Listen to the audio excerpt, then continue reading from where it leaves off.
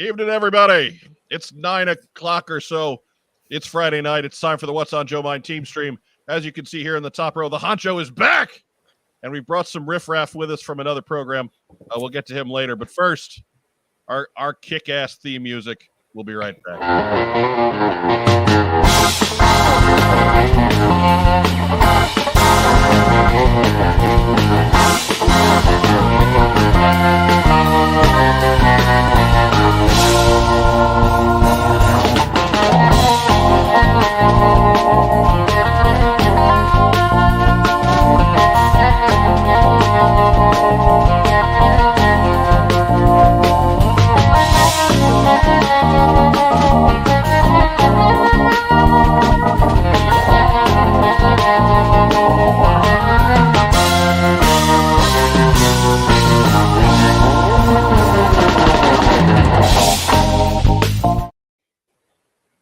Favorite things about that opening is that we go from shot of Joe Colton dressed as the Baroness in swimwear to shot of me making faces with Dark Maul.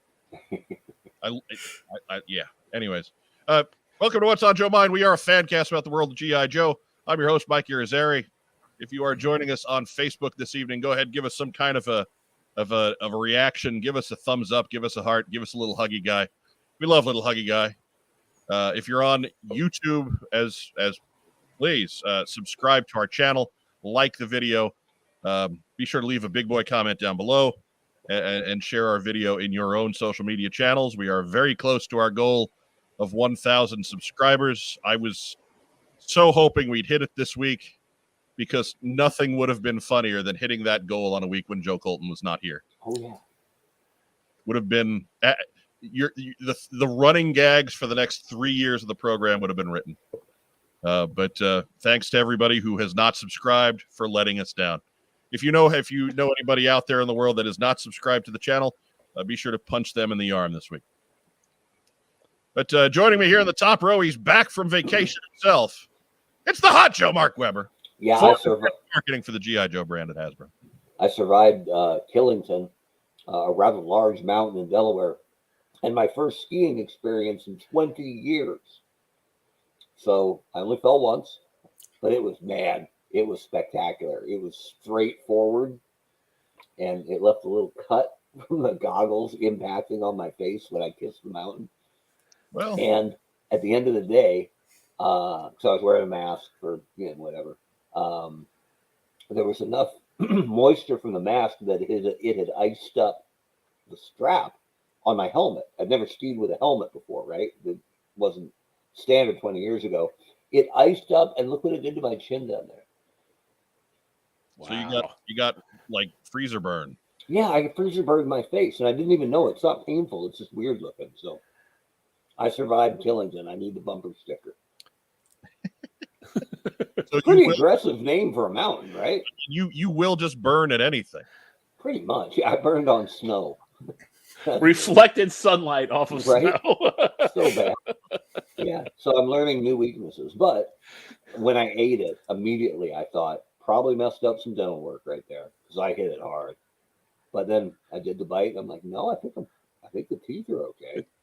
And then I had my phone in my breast pocket. I'm like, I'm sure I shattered that, but it turned out no, it was fine.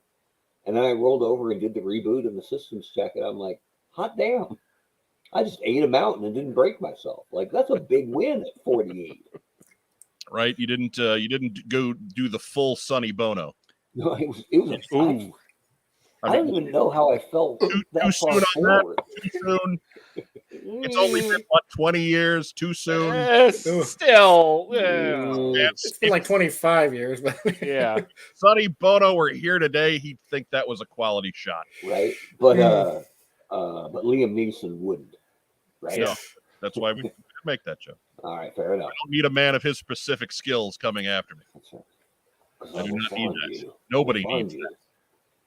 He just keeps getting older and angrier. He won't kill me. Every trailer. That movie is one of the great movies of this generation. Also joining us from the regular roost, he's 2 doors down, and that's not even 2 apartment doors down. It's just two interior doors down. It's Ragtime Rob. Hey, that's right. Is there ever going to be an episode of Rack Time again? If I ever get a chance to read a comic again without falling asleep halfway through. That's true. I can vouch for that. Usually I got to go close his door because otherwise ain't nobody sleeping. That's the problem. You start snoring when the comic puts you to sleep. You come back, you're on a different page. No idea what happened. It's stuck to his face or something. I don't know. Is the last one you got through Dead Game because you were hate reading it? Oh. I'm not falling asleep on this one. It's anger reading. Too angry to fall asleep. Yeah, it's been a rough week for everybody in the world of work with the honcho gone. He doesn't know anything about that. But you know who does know about that is our special guest from the Articulated Points channel. It's Biff McHonky Dunk himself. Phil Donnelly is here in the bottom corner. Hello. Big round of applause for Phil Donnelly. Yeah. Oh, clap for yourself, Phil. Whitney Houston calls that the greatest clap of all. Yeah. Phil, how are you? I'm okay. I'm alive. You know, that's always counting for something. Right? You didn't go partial Sonny Bono on your mountain. No, I didn't even go on a mountain. See, I'm smarter that way. See, there you go. There you go. What you were regaling us with tales of Disneyland. How many times have you been since things have gotten a little better where you're at pandemic wise? About once a month since July. Okay.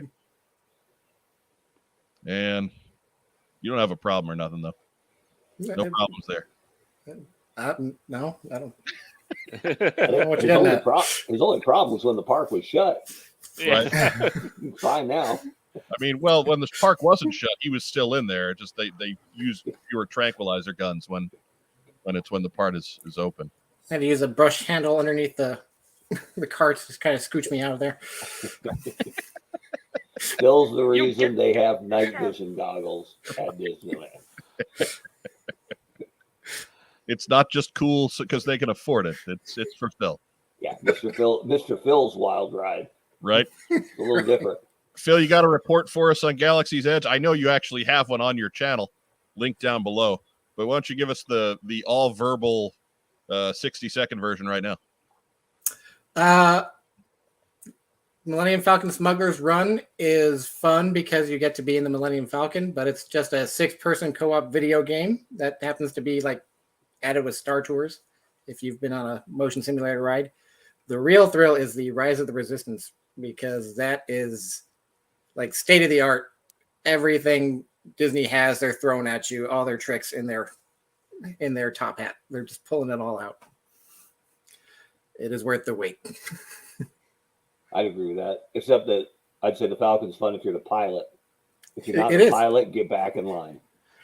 That's the problem when you do single rider on Millennium Falcon. You're always going to be the engineer. Oh, I didn't know that. Yeah. Single rider, but not fun. Right.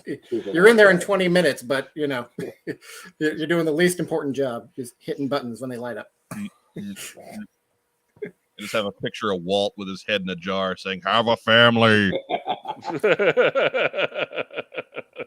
How dare you approach on your own?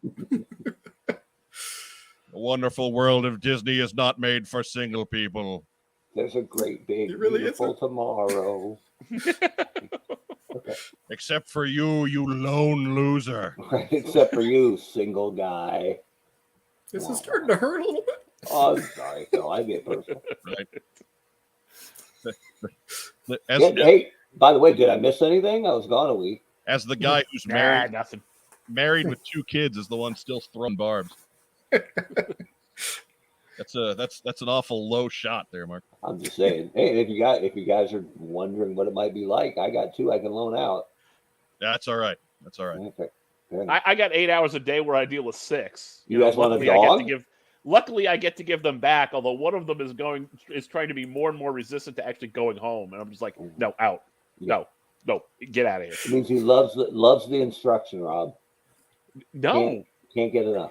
10 minutes before, he's trying to get out the door, but when it's actually time to go, no. Not doing it. Mm-hmm. If I can't hawk any kids off to any of you, maybe a dog. You guys like dogs? But I don't like yippy dogs. Tiny Partial- yippy dogs are out. She's partially trained. No, Partially trained. not. All right, fine. We don't have What any. is this scroll here? What's going on? It's tonight. It's prepping everyone for what's coming up later in the show. Ooh, special surprise ending. Yeah. You We've didn't let me know. I have to prep a set list now. Come on. StreamYard has added some extras to the show experience, and so I try to take advantage of those to keep our guests who maybe aren't here at the very beginning of the show primed as far as what's coming up later in the show. Right? Right. I mean, it's not quite as cool as the background music, but we'll get there, right? It's all it. Nope, not feeling this. No. This is what they play in the lobby of a salon when you're about to get Yeah. your facial going. Didn't make it better. Didn't make the show better. Since when have we been about that? I'm not complaining. I'm just stating. I thought he'd try something new. I thought I was here for observations. 2-bit slime show. Always has been, always will be. Yeah. But what do you say we've blown 10 minutes? What do you say we get to the news? Yeah. Boop boop boop boop. Boo. You know, I've put together lots of little video things. You would think I would actually at some point put together a news intro. But honest to God, that occurred to me for the first time this past week. Or Why mess with tradition? I guess I was thinking we could lift the audio bite of Joe actually doing do do do do do do for A, when she's not here, and B, when she's not paying attention. we would use that quite a bit. She's our little junior Buckeye News Hound Award winner. So anyways, first news item. Do, do. Eventually we'll add to the stream here. Come on now. Get in there. Get in the stream. There you go. There we go. Good gravy. But Renegade Virtual Con launched tonight. We all have jobs, and so we didn't get to watch it, unfortunately. We're getting caught up on that material, but we can tell you that Operation Cold Iron is an expansion module. That's the cover that you see there. It's got Flint and Lady J and Snake Eyes and Snow Job and CoverGirl fighting a snake. I wonder how Gary feels about this one with both Snow Job and CoverGirl. Anyways, co-authored by our good friend Ryan Costello and our former What's on Joe Mind host Justin Bell. And that image, of course, courtesy of Justin on Facebook, doing a little bit of a humble brag, but hey, he's earned it because this is pretty awesome. Round of applause. All right, Justin. And we get a rare blue snake sighting. Yeah, I was about to mention that. Nobody ever remembers the blue snake. Well, it's the Arctic snake. It's the cold one. Right? Sure, you have to get that snake a sweater. He looks cold. He's so chilly. He's so chilly. But we will get everybody caught up on this later in the week. Unfortunately, there just wasn't time tonight to get it all included in here. So be sure to watch tomorrow. There is some more G.I. Joe content. Second half of tomorrow's presentation, and then at some point in the very near future, if you missed it, all that content should be up on their YouTube channel before too long. So again, that's a Renegade Games Virtual or Renegade Con Virtual continuing tomorrow. So if you've got some time, be sure to check them out on Twitch. Next news item. I don't know what happened to Mark. I don't know. Ragging on Joe Colton for never being prepared. Then where is he? Nowhere. But it's the last time you'll see us begging you to fund the Word Burglars' new LP. We're gonna. There he comes. There he is. There he is. Let me in.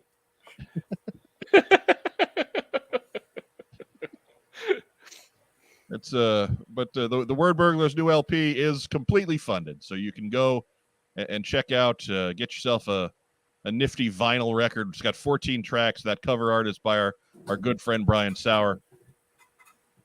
He does not sing the soft hits of the 70s, as Biff McHonky Dunk will be doing after the break.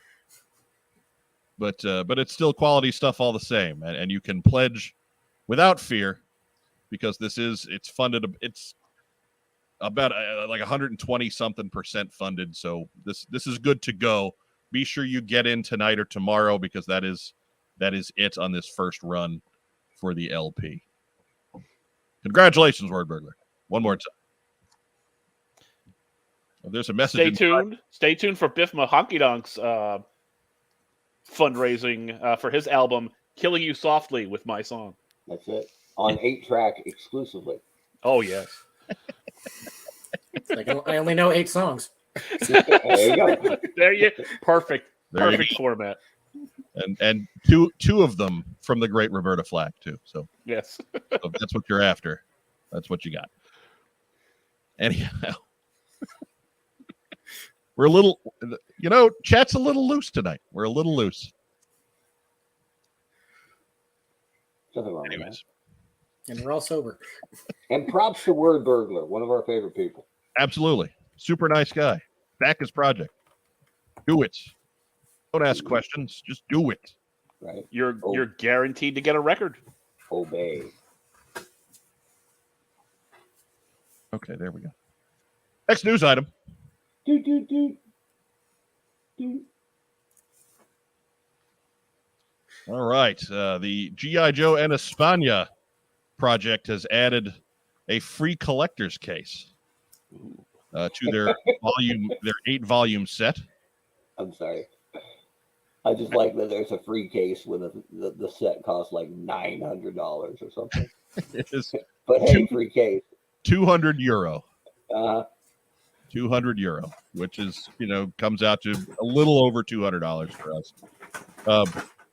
You can check out all the details there on gijoeandespana.blogspot.com. Again, the first 6 or 7 volumes of this 8-volume set are promised to be pretty picture intensive. So if you're interested at all in what being a fan of G.I. Joe was like in a foreign land back in the day, these will be an invaluable resource. If you happen to read Spanish, also great. bueno. A bonus. Muy bueno. So yeah, get on in there if you're just if you're that much of a scholar of the game. By all means, this is out there for you right now. Is that Mirage in the A+ position? I believe so. So the statute of limitations ran out when they used him like 9 times in 2 years in the early 2000s, and they went, no more. No more. But Mega Marines is still his best color scheme. Yeah, right. It was. I'm not sure why they kept going to the Mirage well in the 2000s there, but They had the mold. Yeah. And then they went invisible, which nobody ever made sense. Remember the crappy hovercraft they put out that actually worked, and it came with yet another Mirage. Mm-hmm. Hey, come on. Right. I'd have taken Honda. I'd have taken anybody on this cover over another damn Mirage. Well, Honda is on this cover. I know. I'd have taken him. I'd have taken Robo Joe. I'd have taken Big Bear. The world needs more Robo Joe. Who's it? Are you sure about that, Phil? Yeah, I not am this world, but 100% some world sure. out there. How about I'll take Blanca, man. The Hulk with red hair. Like, come on. Best Who's of both Brazilian. worlds. Yeah. With red hair and shaped chest hair. Yeah. That's good. That's for the ladies. Hey, ladies. He saves that for Carnival. And you say, hey, he's South American. He'll speak the language. No, he doesn't speak the language. They speak Portuguese in Brazil. That's right. I can see Destro yelling, "What's Mirage doing on here? Is that Mirage again? That guy sucks."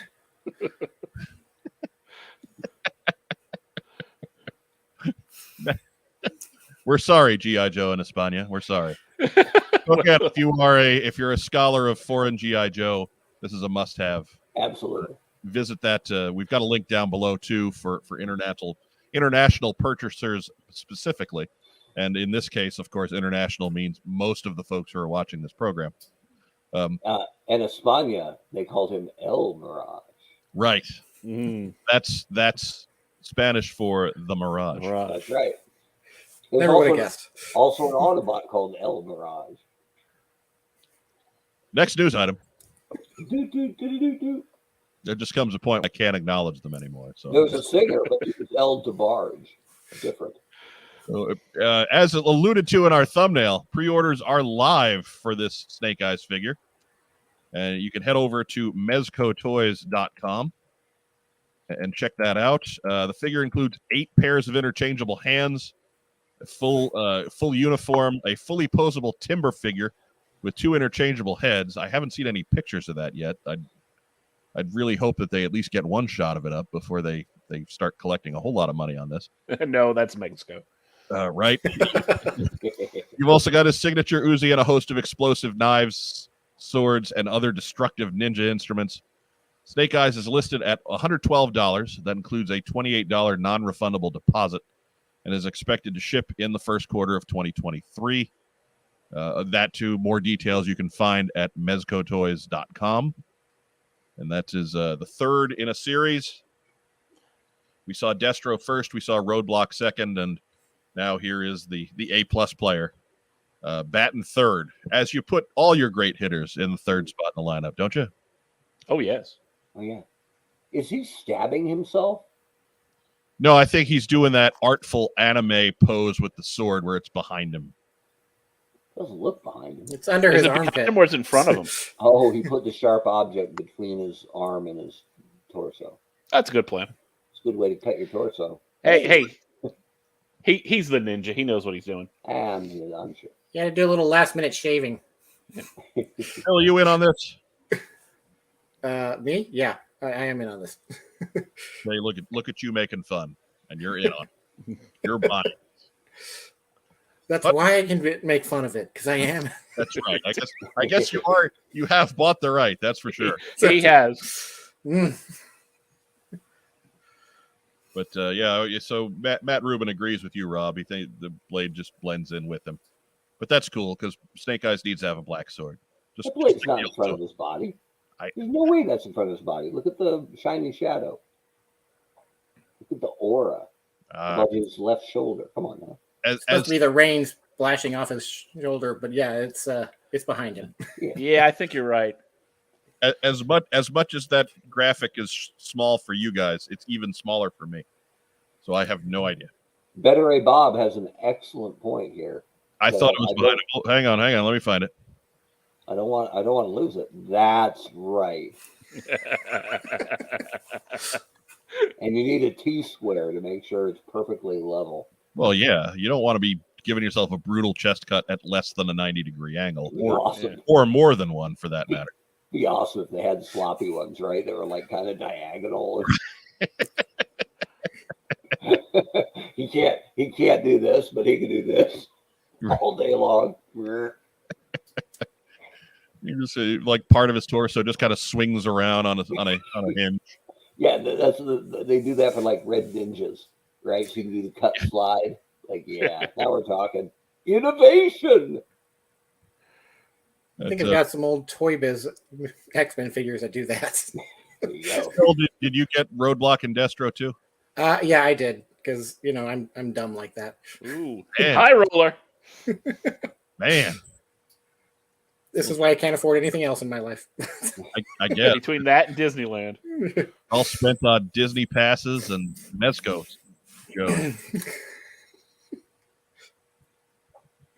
And here is a quality question. Why now do all Snake Eyes makers take pictures of him in a downpour? Wow.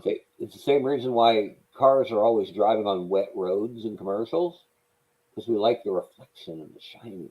Yeah. We just gotta show that he can handle, I guess. Yeah. Anyways, next news item.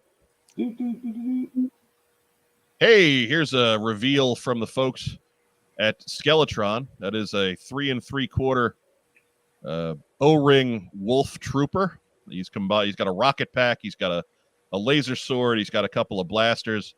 He's got a helmet, and he's got that thing up there. That's right. It's a Skeletron head. You can take off that dude's human head and give him a Skeletron head, and that's awesome. We needed a Skeletron figure to fly our Robo Skull, right? Exactly. Anything that makes me look tan, I'm good with. There you go. So Phil, you've got the budget. You're getting 6 of these. Just the one. Thank you. Just the one. Just the one. Okay. But that is available for pre-order via the Robo Skull backer kit, and that is through April 30. We've got the link for that down below as well, so be sure to check that out. Even if you filled that out a while ago, you can still add this in through the end of next month. So we've got a lot of time to come up with funds, a lot of times to make up your mind, a lot of time to get yourself new 3 3/4 Robo Skull. I imagine it's a heck of a lot less expensive than trying to find one of the old ones. There we go. Andrew Goffkin wants brutal chest cut, cute techno music. So I don't read that as techno. I read that as brutal chest cut. Brutal chest cut. Here we go. I think he's going more the Mortal Kombat route. Brutal chest cut. You're talking about driving in the rain, so I'm going to give this one the track that they call night driving. Brutal chest cut. In the rain. Yes, I did. Someone left the ninja in the rain. I love these tracks because they all sound like it's something that somebody did with their Casio keyboard back in 1987. Duke and Flint are wearing shirts, but they're cut horizontally for no damn good reason, but lazy non-originality. Oh yeah. Oh yeah. You're harsh tonight, but you're all rested up after a week. I know he's rested up and full of bitter. I had a week off to ferment. That's the word. That's the word. Next news item. Oh yeah. And Patty Lennon, I can't call him noted author because that's a breach of contract. But our other favorite author released this picture on his social media today. That is a stinger with major blood hanging out the door because he's got one too many cappuccinos in him. And this is a lead for Action Force Volume 2. I'm going to guess these are the Attack of the Transformers book years. I don't know. I don't know how all this stuff is apportioned out, but that's a nice tease. No other information to give. Just give Patty a follow, either on Twitter or on Facebook, and you'll find out more as the rest of us find out more. And if you have a spare steering wheel for that Stinger Jeep, send it to him, and send me one too, by the way. They're hard to find now, man. What's the going rate for a steering wheel? Steering wheel. Sorry, I only have a Vamp one. The steering wheel would probably cost you more on its own than if you bought the whole Jeep. I love that Phil had that handy. What do you need? Steering wheel? Sure.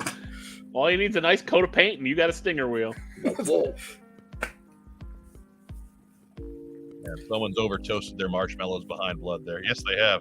Yeah, look at that. That is the genius of Brian Hickey. That is made with all of your favorite household items.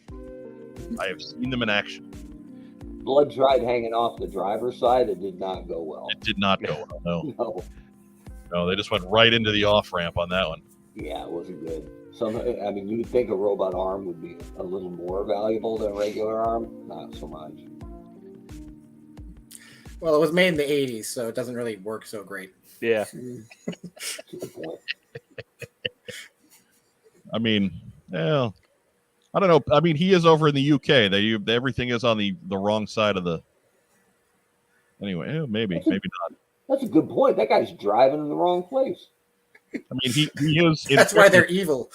Yes. Right? Yeah, I guess so. He is a terrorist, so I guess that makes perfect sense. Nothing strikes more terror into somebody than when someone's coming head on you. You're going the wrong way, you idiot. Determined to rule the world and break traffic laws. As John Candy said in Planes, Trains, and Automobiles, how does he know which way we're going? So anyways, that's the news. That's the news. Yeah. Thank you, Joe. Yeah. And we'll be back with more after a quick word from our sponsors. We buy, sell, and trade vintage and modern toys. G.I. Joe, Star Wars, Transformers, Marvel, DC, and more. Located in beautiful downtown Kokomo, Indiana, we are open every Wednesday through Saturday from 12 to 5. It's a theme park of nostalgia. Join the thousands of people who have traveled from all over the Midwest for over a decade to buy and sell with us. Get your geek on. That's right. Our good friends at Kokomo Toys, still our wonderful sponsors here on the show. And I bring them up because tonight is the return of the community calendar. We've gotten away from it for a couple of weeks, but things are starting to settle in a little bit more, and folks are starting to get out because it's getting warmer in most parts of the world. Couldn't tell that here in central Indiana today, but whatever. Yeah, we will tomorrow. We will tomorrow. It'll be like 70 degrees because apparently I need a sinus headache. But yes, that's a big community calendar is back, and first up, ironically enough, is KokomoCon. And that is tomorrow, and that will be out in beautiful Kokomo, Indiana. Not downtown, though. The Baymont by Wyndham Inn and Suites, and that is at 1709 East Lincoln Road in Kokomo. I believe they are open 9 to 4. Let me pull up my list here. Well, anyways, KokomoCon.com will get you all your information because I didn't write down the time. I got this is where you're supposed to put background music. Right? See, that's why it's good to have that stuff. Because I'm gonna give this one the Into Space background music. This is 3 weeks in a row I've played with background music. Because rather jaunty. I'm a professional. This is Into Space? Into something. It's not good. No. Again, it's kind of like something off the back of our old Casio keyboards from the 80s. I'm expecting like Billy Joel's "Just the Way You Are" to start playing in Tom Tom's voice at the top. This sounds like a background track from Will Smith in his Fresh Prince days. If they'd have played this, Leia would have told them where the bass was. Yeah. Dante, they're on Dante. Charlie Garrison's helping us out 10 to 5. 10 to 5. All right, Charlie. What up, 10 G? to 5. That's why we need people like Charlie Garrison here. Thanks, G. Don't be mocking Charlie G Money. Nothing. That was a sign of respect.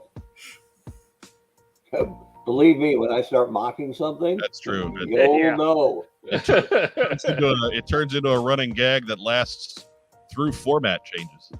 Are we at that part of the program yet? No. The mocking portion? Okay. Because also, my good, look at you. Give you a soapbox, and that's instantly what you want to do with it. Look at it. Mock the soapbox. Dial should have gone ivory. It's 99.44% pure, whatever that means. Yeah. We just lost 5 subscribers. It's that 0.56% that gets you. Yeah, not in on that cutting edge soap humor. I think it was background. So busy weekend here in the state of Indiana, because also is Geek Meet, and that is an Indiana Toy and Comic Expo production. This is going to be taking place on Sunday from 10 to 3:30. Hendricks County 4-H Fairgrounds and Conference Complex. That is also known as the Hendricks Bauer Exposition Hall. 1900 East Main Street in Danville, Indiana. You can find out more information at IndianaToyAndComicExpo.com. Admission is $5. Kids 8 and under are free with a paid adult admission. So if you're in this general neighborhood, by all means, check that out. Big weekend in Indiana. And I'm going to celebrate that by working the full weekend for the first time in 6 months. Way to plan ahead. Yeah, I can't control when people quit. Yeah, you can on some level. I got days off during the week, and I felt kind of sick for those, and now I feel better. and I get to go to work on the weekend. It's been a great week. Hey, what button do I push to kill the music? You don't. I just keep talking. Talk more. I can still hear the music. Oh yeah. All right, if you blow up, all I'm just saying is if you blow up his position, I'm without a living room. That's all I'm saying. You know And what? I'm not playing the music. I'm fine over here. I would never be a reckless carpet bomber, Rob. You know that. Question: Are we just putting toy shows in for community calendar, or does it have to be centered on GI Joe? It really doesn't have to be centered on GI Joe. There aren't that many of those. Yeah, I assume if it's got a toy show, there'll probably be some GI Joes there. Yeah, that's really where you find them most of the time nowadays. So if you've got something in your area and you want to spread the word about it, we'll do our best to get it on the calendar. We'll take it. If I play real music to drown out the background music, does that get us kicked off YouTube? No, but Yes. yes. I mean, unless it's like classical or something. Yeah. You got a 10-second clip before you have to edit it. It's got to be something in the public domain. Yeah. And if you play something for 10 seconds, I'll just cut you out. But if I do that, let's just extrapolate. If I do that and get cut out, I wouldn't have to listen to this anymore, right? Yeah. Win-win. Playing the long game. Yeah. Sounds like a win-win. I know I'm at the kids' table, but let's not pretend like I don't have a little power here. Either way, I'm not listening to that music in 10 seconds. That was Into Space. Yeah. I don't mind trying some music, but good Oh Lord. no, we're not trying. We're not trying any of the tracks they give us with the intention of keeping them. We're trying those tracks with the intention of me annoying the rest of you. There you go. Oh, hey. So working. far, they've got a perfect record. Yeah. Yeah. He's that good. This is why they never let me run the board in the old days. Next Sunday on March 13, we have the Toyman Show. If you're in my old stomping grounds in St. Louis, you know all about Toyman. It is at the Machinist Hall up in the northwest corner of town in Bridgeton from 9 to 3, $5 admission there. Kids under 16 are free. $12 VIP access gets you early entry at 8 a.m. And as much stuff as you see at Toyman Show, there's even more there if you're there at 8 o'clock. I've set up there as a vendor before. And my goodness, these vendors just buy more from one another than they sell to the public. But the Toyman Show is a huge get-together. So regardless of what you're into, you're going to find it at Toyman. They do it 7 times a year. I can't recommend it enough. If you see Dave Draper there, get really close and touchy. He loves it. Yes, he's a huggy guy. Speaking of huggy guys, if you're watching this on Facebook, go ahead, leave us some kind of a reaction. Give us a thumbs up, give us a heart, give us a little huggy guy. We love little huggy guy. If you're watching us on YouTube tonight, be sure to like the video. Please subscribe. We're so close to 1,000 subscribers. It would really be great to do this on an episode where Joe Colton is not here because we could hold that over her head for ages. I'm gonna go ahead. I'm even gonna go over to the dashboard just to see if the number has changed at all since we've started. We lost 5. Did we get him back? Yeah, now the music's off. We may get some more. All that I gotta progress. go back. Man, our Wi-Fi is slow when I'm trying to live stream and do other stuff online. Come on, Who'd channel. have thunk it? Come on. It's not like there's not 2 of us, clogging up the Wi-Fi. No, we're up to 989, so we need 11. Getting 11. You just have to make 11 alt accounts right now. Yeah, right. I mean, that's about what I'm down to. If you see the station or the channel getting liked by another channel called What's on John's Mind, then you'll know it's me. What's on Bo's mind? So wait, you can use fake accounts and bot users to make your channel artificially look more popular? Yes, that's Yeah. I've never heard of that. Who would do such a Popular. thing?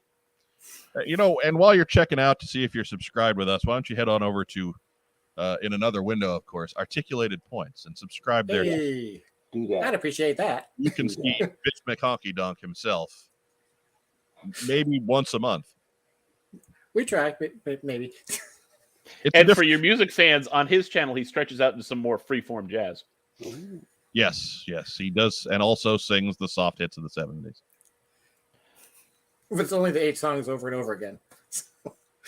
That's fine though. I mean, how many of the soft hits do you really need? Yeah. Hold off on questions. We'll get to. We have time set aside for questions tonight, but it's not just yet. We're still in the middle of community calendar. We got this. We're going to get some feedback from Mark and from Phil on last week, and then we're going to go right into a long Q&A with the crowd. So hang in there. Don't give up on us just yet. We've also got coming up in the very near future the former Joe Lanta. Now it's Toy Lanta. Wah wah.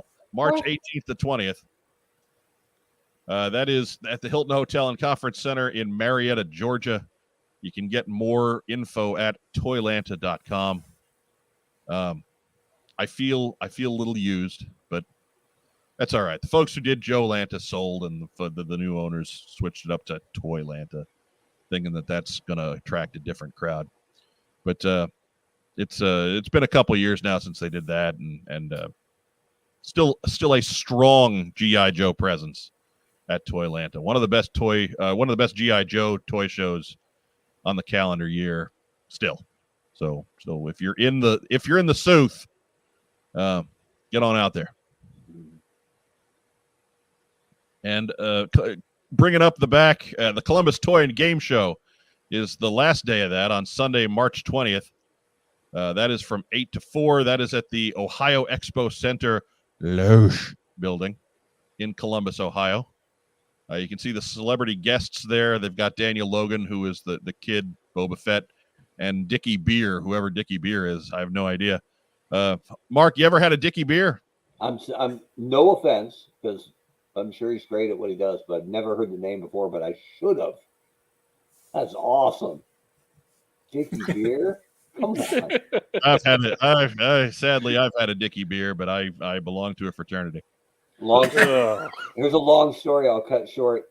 When we were in radio, we used to have to call the visiting football team to try to get a listen line to get the opponent's broadcast of whatever the home team was. And so we were trying to get, I remember it was Philadelphia Eagles, trying to get the Eagles to give us a call, or the Eagles flagship to give us a call in line so we could get the Cardinals play-by-play in Arizona. And we looked up who the engineer was, because you could usually talk them into it. And the guy's name was Richard Bagge, Bagge. Oh, no. And my friend and pal, Chris Passamano, said, "You don't think?" And I'm like, "There's no way, man." So he dialed up the phone and he was listening to it. And he literally fell to the floor laughing and just pointed at me to hang up the phone. So I did. And then he had me call him back, and no lie, he said, "Can I say this on the air?" I'm not sure. Anyway, he shortened Richard. Yeah. And his voice, it went right to voicemail. He said, "Hi, you've reached the voicemail of Bagge." And I'm like, "How are you going by that on choice?" Oh, no. I don't know how it's not Richard. Right? Yeah. Like, or Richie, yeah. At most Rich, right? Like, but you need 2 syllables. You really have Steve. You have an option. Apparently, Dickie Beer for Josiah Alcorn helping us out there. He's a stuntman. Okay, good for him. He was Boba Fett. All right. Into the Sarlacc. There we go. Thank you. His most memorable moment.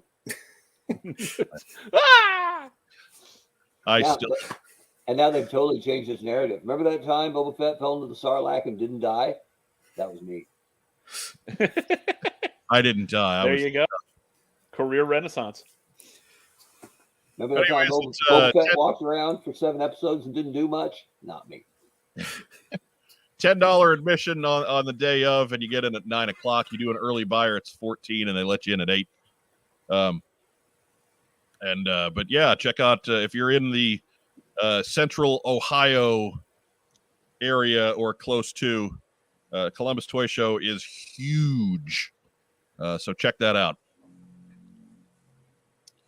And I think that's it for community calendar. Yeah, we got a little dancing guy telling us that it's over.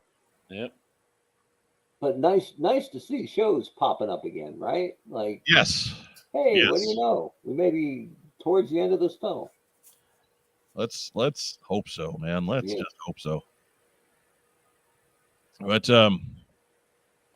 yeah, so that's community calendar. I hope remember, if you have shows that you want to see on the community calendar, want to spread the word about, they don't really have to be G.I. Joe shows, just toy shows. We don't want we something that is expressly a toy show. We don't want to do every little comic book, garage sale out there, but something that is a toy show with vendors and gatherings. By all means, send it to us at whatsonjoemind@gmail.com.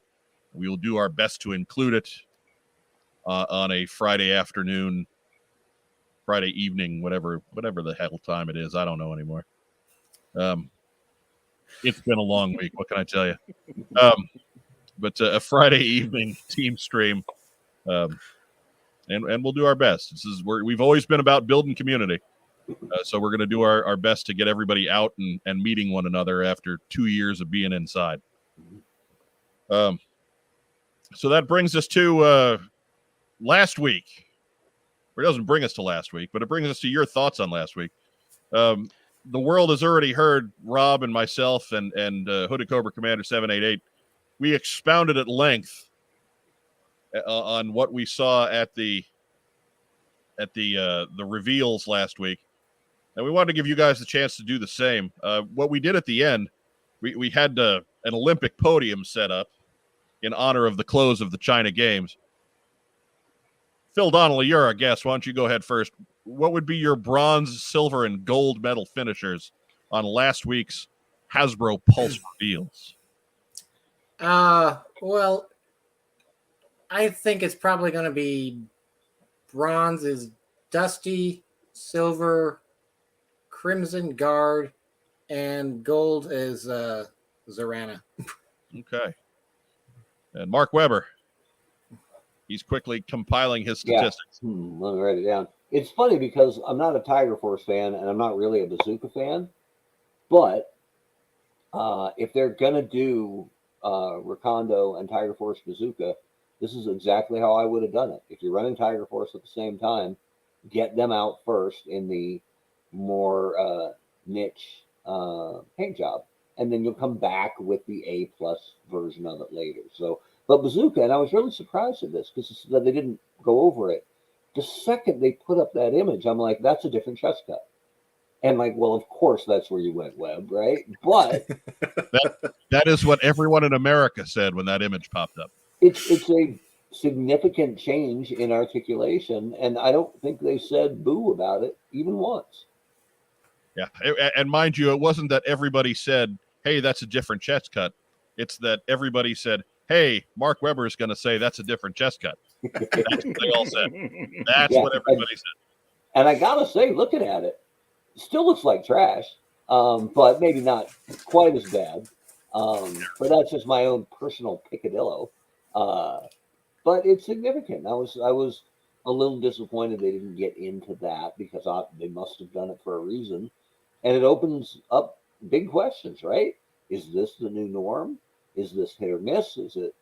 Will they use it for some guys but not other guys?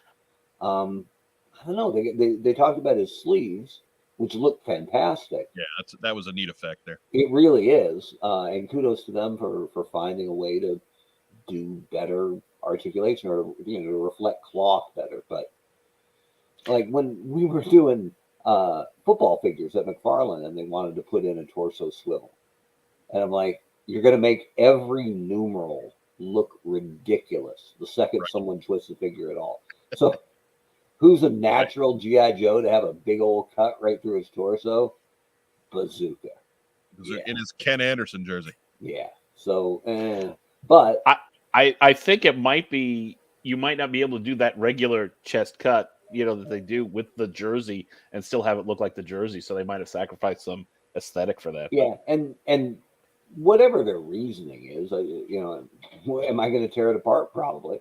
But I would like to have heard it, right? Like, I like Lenny. I think Lenny's a spectacular designer. And I like that they had Tony on there from the model shop. Tony's great. Those guys they take Halloween seriously. A couple of years ago, because they're both weightlifter guys, they did Hawk and Animal. Legit, like no shirts and everything. So Tony and Lenny back together again, that's good for the brand. Yeah. But anyway, I like the Tiger Force stuff, even though I'm not a Tiger Force guy, because that's how I would have done it. I'm a little disappointed we didn't have that Joe wasn't on the show the week they revealed the Recondo figure, but fine. I agree with Phil. Hello asks, will the cover picture next week be Recondo in honor of Joe's return? And to which I reply, Joe who? Right. the best is if you follow Joe Colt on social media, you know that she's on a boat in the sun, and she posts up a ton of pictures, and one of them she's wearing a gigantic brimmed sun hat, and all the comments were, you can guess where I jumped in. It was like, you look great, hope you're having fun, you're the best, miss you, Joe, hey, fold half of that hat up. I'm that type of guy. But anyway, I totally agree with Phil. The Crimson Guard's fantastic. Like, he looks great. I would like to have seen the backpack come up a little bit. It's a little sunken, but that's fine. It was just the render, so it it could, and that might be. I mean, that might change the chest cut on Bazooka too. Who knows? they could have just left the or cut piece of the backpack off so that it wouldn't mess with the shoulders. Yeah, and I like the Viper 3-pack. Like, I mean, the price is a little funky, but I like that you're getting Troop Builders available where it isn't too difficult. Yeah, I see the Viper 3-pack wound up being kind of a disappointment for me. Okay. And it was especially because you've got 3 of the same figure, just 2 different paint jobs. They're not particularly decked out extravagantly. Like the gun pack out is not huge. Mm-hmm. It's got some of those fire effects, sure, that's great. But they wound up they cost more than the average figure. Like that's just backwards, right? Yeah. I'm not wild about the extra cost. And this is the first one that comes in the pure cardboard box, right? No plastic. Right. Which, and I don't know if this has been talked about widely, but for a product that's eminently repackable, there's a problem. There'll be a lot of repacks going back to Target. Not me, because I don't shop at Target. I take my repacks back to Walmart. But like a true gentleman. Like a gentleman, a scholar. Where they always took repacks, so that won't change a thing at Walmart. Yeah, it's true. But again, especially for a $25 figure, I get why they're going, plastic free. It's like the paper straws I'm getting at McDonald's now, or the neutered football where guys don't really get blown up anymore. I understand why it is the way it is, but I still miss it a little bit. Like, $25 for a figure, I want to make sure Storm Shadow's not cross-eyed. Right? And at least with the Viper, we don't have to worry about that. I guess so. Yeah, that's a good point, actually. But the other bit that it opens up is now that, I know there's a photo on the back, but now that the art is what's selling the figure for sure on the front, for the uninitiated, that's what you're looking at to decide whether to take it off the peg. This is where having a different art style for every character is a real problem. So, yeah, I guess it's the trickle up effect. I don't know, but yeah. But Dean McKay asks, "Did we record Joe swearing to play during the show at some point?" No, we will be more than happy to just capture the new swearing as it happens. But yeah, S. Myers has my point there. They're basically charging $15 for extra guns and blast effects. They're not really even extra guns. It's 2 extra rifles. Yeah. For 3 to be clear, I don't like the charge for it, but I like. Oh, the pack itself is fine, but it's just like if you're going to offer up a 3-pack of the same figure as an army builder, isn't like I was expecting $70 because again. They're not throwing so much extra in there that it's worth more. Yeah. At the very least, keep it at 75 so that you're at least your pricing is consistent. I think I was especially tickled because I like to build for a troop. I like 3, and then if there's an officer or a leader, I like one guy to command this small squad of 3. And I only ever got 1 Viper, so I looked at this and went, "Hot damn, I'm good. I have my 3 Vipers. I have my 1 officer. Let's go." Yeah, they don't look like they're different that much from the Target Viper at all. Mm-hmm. Maybe they painted the neck. You just have to do the side by side. Maybe the blue's a little bit darker. Yeah, because I mean, they even have like the neckerchief, but because they can't afford, because they're not classy enough for an ascot. well, no, I mean, they're common grunts. I mean, you save the ascot for the officer. You would think the officer would have an ascot. Yeah, Maybe they're all named Fred.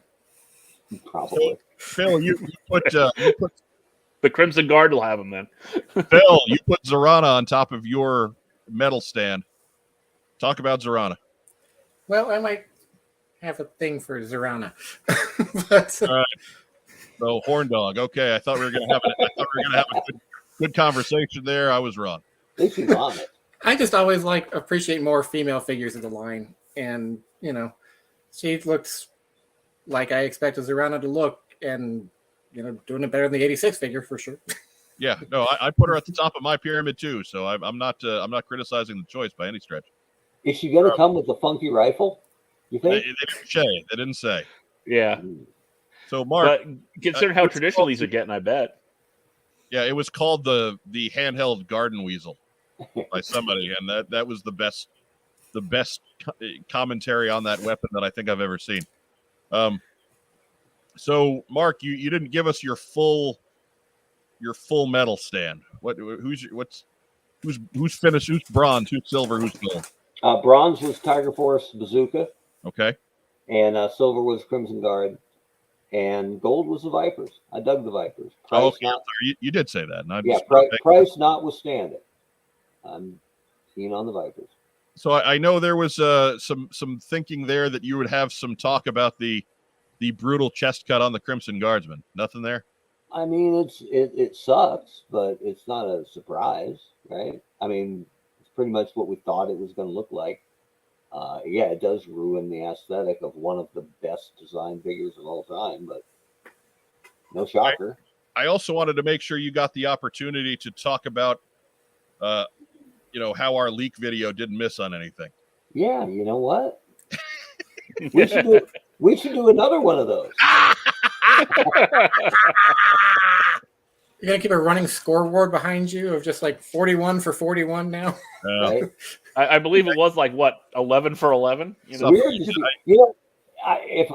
want to take it back, but maybe more than the Vipers is that Mindbender. As long as you're okay with, going completely old school. If you wanted a completely old school Mindbender, they pretty much killed it for you. Yeah.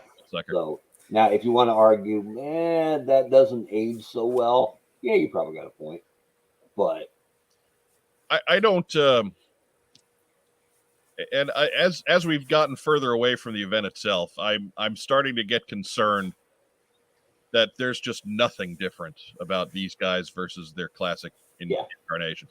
Zorana's a little different. They did update her a bit, with her clothes choices, but Dusty's the same. They didn't even give him they had that nice flak jacket that they put on Beachhead. They could have put that on Dusty too, and I don't think anybody would have complained. Mindbender is exactly the same. The Crimson Guard I'll give a pass to because you don't improve on that design. Yeah. But Tomax and Zaymot look exactly the same. Stalker has some extra add-ons, but essentially he's the same as his classic look.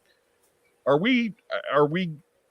I'll pose it to you two guys, and Rob too, because this is a new question. We haven't heard your take on any of it.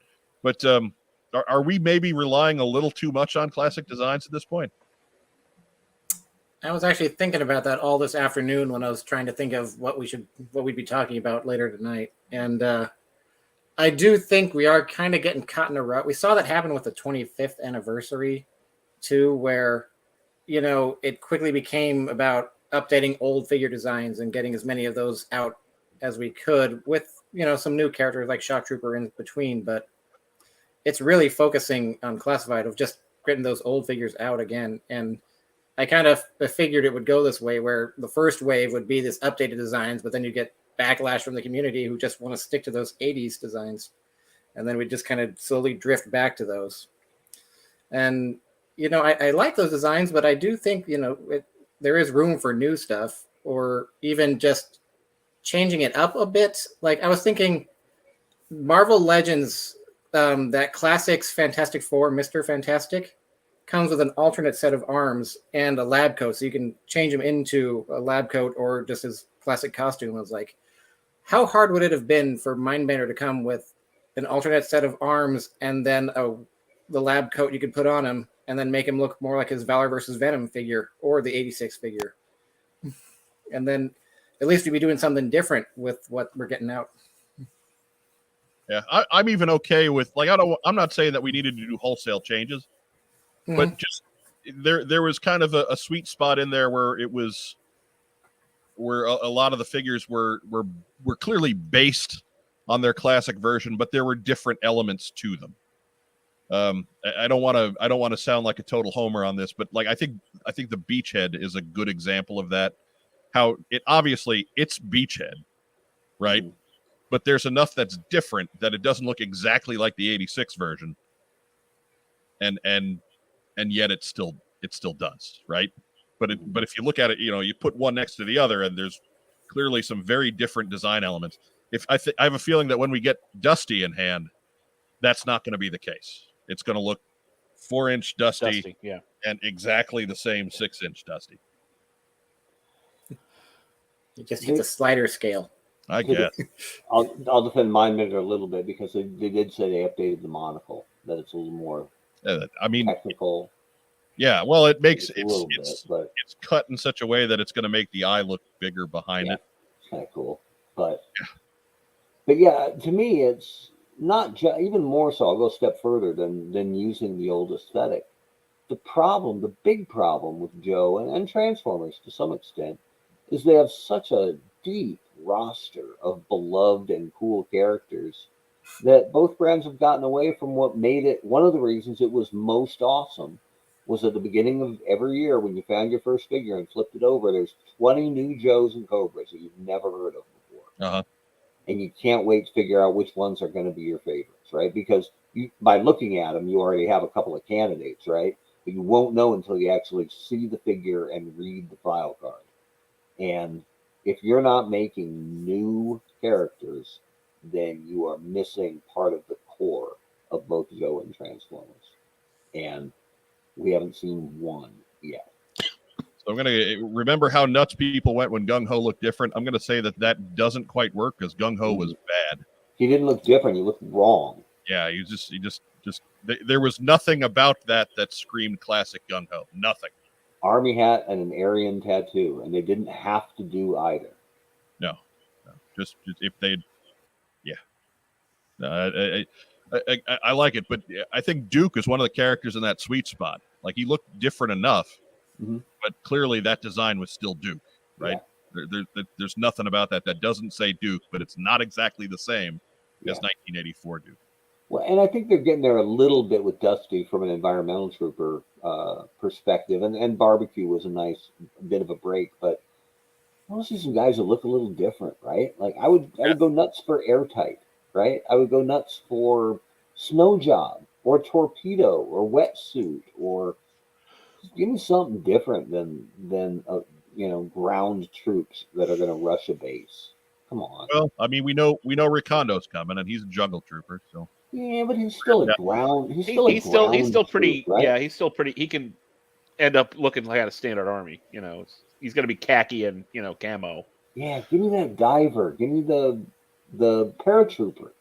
Right? Give me something different. There's so much different in Joe. That's why it's a big reason why it was great and why it was relevant and fresh for so long. And it's missing it right now. And so I do want to bring up too the one perhaps the most divisive element from last Thursday, that Megatron hiss. So your guys' thoughts? I know Phil, you were complaining because it's going to hurt your wallet. Yeah, it's $90, man. I'm not going to complain on cost there. I think that is absolutely what that's worth. But you're a fan. You're in. Yeah. Got one on pre-order, and it's definitely going to see some play. I did see somebody like photoshopped Megatron's torso to be black, and it kind of blends in with the robot parts more. And I thought, it was an interesting design choice because it really does look like Megatron wearing, a HISS tank as a Halloween costume. A little bit. Yeah. That's my issue there too. Mark, your thoughts here? I mean, most Transformers are better robots or better vehicles, and it's pretty obvious where they started with here, right? Which is fine with me. As a Joe fan first, I'd rather it turn into a really good looking HISS tank than it does. What made me nervous about it, and what I really didn't like about it, is if we are actually hoping for some sort of O-ring relaunch or renaissance, they just used the best version of a top 10 character as being exclusive to a $90 Transformer crossover. Right. So unless they're going to just re-release her at some point, there aren't a whole lot of different ways to skin well the original Baroness figure. And so to dedicate it to a $90 Transformer crossover makes me wonder, are they serious about this O-ring thing or not? It kind of feels like no, they aren't. And I don't know that I would include Baroness in this if I felt like I was really trying to get O-ring off the ground. Yeah, this feels like a spot to put Rip It or somebody, doesn't it? Yeah, or a new character. Well, maybe not a new character. Darklon, go way out there. No, Yeah, but it would be shocking if they put the Baroness out there and then just decided never to get a use of that mold again. So right. Well, but this would be the place to do a blue Baroness, right? yeah, Or something. crimson Baroness. Although the And black stayed- fits, I mean, I think the Baroness will come again. I mean, if you're using Megatron, I mean that's an A+ Transformer character. I think you want to match it up with an A+ Joe character. That's fair, but this isn't Yeah. this isn't the place for the black, OG Baroness figure. You should have. You think it should have put like Chameleon in always there? always make the exclusives the funky version, right? No, And but if you sell it as the Baroness and then you paint it up like that chameleon, then yeah, that works. Yeah. You said that, Phil, but you said it as a joke. But that's actually, if you put the black suited Baroness with all the red trim like Chameleon had, yeah, that works as an exclusive type figure. Yeah. Mm-hmm. Yeah, or like make some like parts gray, or give some contrast on that figure or something. The animation colors. Yeah. Yeah. Mm-hmm. Yeah, you're right. We'll kind of segue this into the crowd questions. So if you have been saving up on those, by all means, now's the time. Since Hasbro's doing Shattered Glass, does that mean club characters like Crimson Asp and Freestyle are fair game? fair games. Fair games. I think they were already They're fair. both women he chose. But no, they were already fair game. All jokes aside, because Hasbro owns those, so yeah, why wouldn't they? I doubt that they're popular enough to get in classified as it stands right now. Kamakura was something of a surprise, and I hope they continue with more of the more modern characters. I'd love to see Barrel Roll. I'd love to see Bomb Strike. Really, any of the stall kids, if you will, would be great. Hey, Torpedo 83's got a good point. I'm looking. It's right in the middle. About the hiss. Not that you're biased or anything. Come on now. I don't get to play my hits very often. They only gave me like 4 items a year. Oh yeah, Hiss made more sense to Soundwave. Well, yeah, he kind of did. I don't think we're going to see too many transforming GI Joe vehicles though. So if they're gonna do a Prime, they're gonna do a Megatron. They'll get a Starscream and maybe a. Well, if you do a Starscream to scale for the jet, he's going to be a lot bigger than Megatron. That's another Hasbro Pulse I pitched maybe fundraiser there. I pitched a sub. Oh, go ahead. perhaps a Skyhawk or something like that. I pitched a subline of Transformers of the ones that were basically Joe vehicles, right? So there was an actual guy named Snowcat who was a Snowcat, and there were, Night Ravens that could have passed as SR-71 Blackbirds, and I had a whole line that wouldn't have required much tooling, and they said, nah. So there you go. Oh, by the way, did anybody rip them for the O-ring Trooper and Officer 2-pack? Rip them how? Well, that they put them in military olive green box for Cobra Troopers. That's fine. And that the artwork had the trooper holding the AK-47 and the officer holding the Dragonus. Yeah, I got that, and I quoted you as the voice in my head that noticed it. Yeah. Oh yeah. It very. I just wanted to hear that come from you so I could line it up. Well, and how are you going to do a 3-pack of Vipers, an officer with 2 troopers, because you don't want to have one officer equal 1 trooper, Right. and then do an officer trooper 2-pack at the same time? Yeah, I get you. I just don't. As you said, I don't think they have huge plans for the O-ring line as it stands right now, and just whatever they push out is whatever they push out. If they don't have big plans for the O-ring, why'd they blow the first HazLab Joe item on an O-ring relaunch? Right now, though, like I just don't think they have that much that's ready to go. Like they did the HazLab because that stuff's all coming out next year. But what they have ready to go right this very second is a Cobra officer and a Cobra trooper, and I imagine we'll see them both again, different forms and variations and what have you. I have Python Patrol. Right. Yeah. I have no insight on this. This is absolute pure speculation. Yeah. Which is what I'm good at, really. I think that they're already getting out of that O-ring line. That's my guess. You can do a handful of things and go, meh. Well, we tried. That's my guess. Not to bring the room down or anything, but S. Meyer says, I don't think they're going to release any non-A-list characters in O-ring at this stage. Well, no, I think you're right. You gotta lead with strength on those things, but Yeah. How crazy would it be if they made a Starduster, though? oh, there would be probably bonfires in the streets at Next O-ring 2-pack, Colonel Courage and Ice Cream Soldier. Hey! I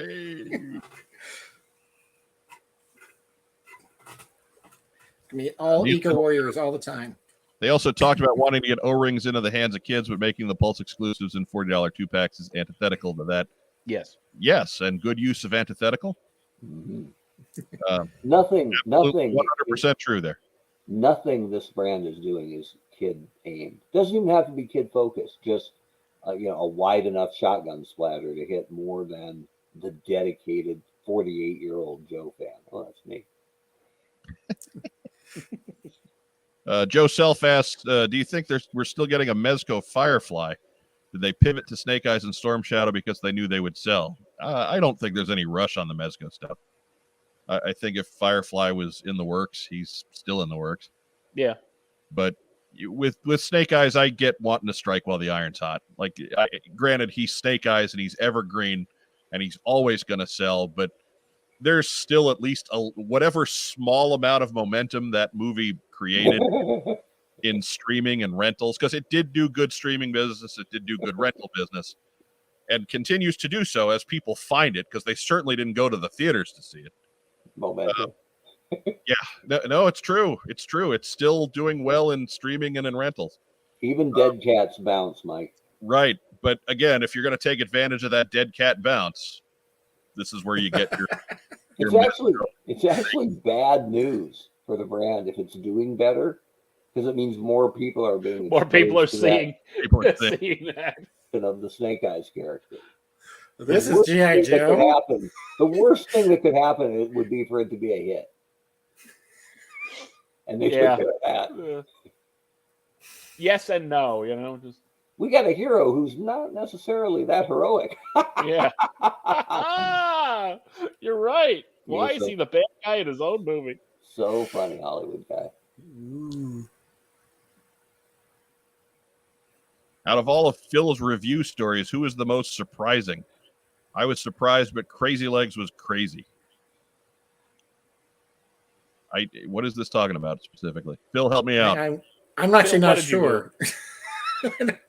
My review stories, I don't think I've ever covered Crazy Legs. Yeah, okay. Doug Dello asks, so is Kamakura the favorite form of Sean Collins for the community? Or do you think they picked that version because Throwdown would be another Snake Eyes? Yes. To the second one, definitely. Yeah. As far as Kamakura goes, I think your mileage varies. I liked Kamakura.